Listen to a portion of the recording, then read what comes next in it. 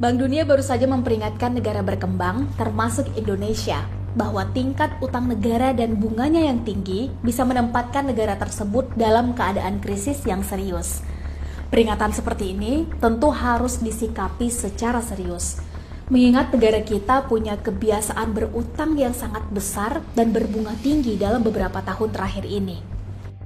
Ya, sebagaimana yang kita ketahui, pada akhir masa jabatannya, Pak SBY mewariskan utang negara kepada Pak Jokowi senilai 2.600-an triliun, dengan bunga tahunan mencapai 133,4 triliun pada akhir tahun 2014. Dan utang tersebut merupakan akumulasi atau total utang dikurangi cicilan tahunan dari awal negeri ini berdiri, bukan hasil utang masa Pak SBY semata.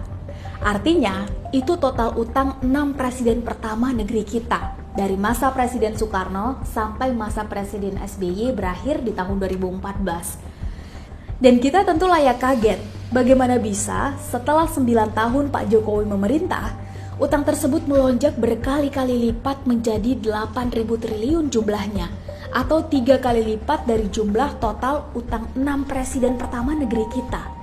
Belum lagi bunganya yang pada tahun depan diperkirakan sudah mencapai hampir 500 triliun setahun. Teman-teman bisa cek langsung informasi ini di situs Kementerian Keuangan atau rilis berita resmi yang ada. Kita bisa bayangkan, tahun depan kita harus membayar hampir 500 triliun hanya untuk membayar bunga utang semata. Bukankah itu melebihi jumlah anggaran untuk pembangunan IKN? Atau bukankah sama saja kita bisa bangun satu IKN setiap tahun dengan hanya cicilan bunganya saja? Bahkan jumlah tadi itu belum termasuk utang BUMN yang terpaksa harus banyak terlilit utang, bahkan banyak diantaranya mengalami kebangkrutan. Oleh karena itu, penting kiranya pada kesempatan kali ini kita merenungkan kembali bahwa semua ini bisa saja terjadi karena kita sudah mulai melenceng dari panduan berekonomi yang sudah Undang-Undang 1945 pasal 33 gariskan. Dan kita harus berbenah kalau tidak ingin negeri ini jatuh dalam krisis atau bahkan kebangkrutan sebagaimana yang sudah dialami negara-negara lain yang tidak bisa keluar dari jerat utang.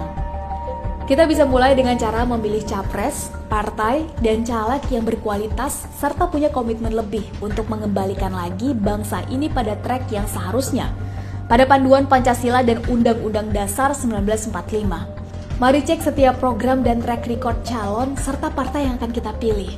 Jauhkan diri dari hoax, politik uang, serta fanatisme buta. Ingat teman-teman, pemilu itu sesuatu yang serius untuk menentukan nasib kita 5 tahun ke depan. Pemilu bukan candaan dan hura-hura. Pemilu jauh lebih bermakna dari itu. Pemilu adalah momen yang tepat untuk mengevaluasi dan memberi sanksi pemimpin serta partai yang sudah terbukti mengkhianati kita, serta berterima kasih kepada pemimpin dan partai yang sudah memperjuangkan kebaikan kita. Jangan golput, gunakan suara kita. Satu suara akan sangat berarti apabila dijatuhkan kepada mereka yang memang layak mendapatkannya. NKRI harga mati, Indonesia harus jaya. Merdeka.